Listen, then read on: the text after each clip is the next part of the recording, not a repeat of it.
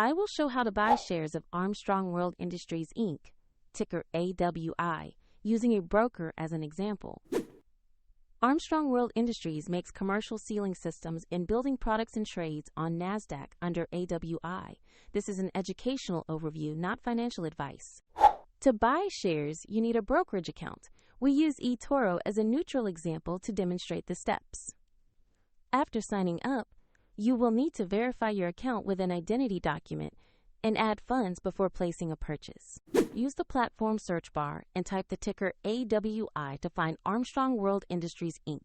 Confirm the listing and select the result that shows NASDAQ and the correct company name. On the stock page, you will see a brief company overview and a price chart for AWI.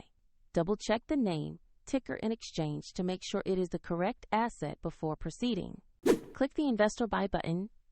Enter the amount you want to spend and review the order details before confirming. If the market is closed, your order may be scheduled for the next session. And if your balance is insufficient, the platform will prompt you to add funds before the trade can be completed. Once the purchase is executed, you will see the AWI position in your portfolio. Check the description for the eToro link if you want to follow the same demonstration steps.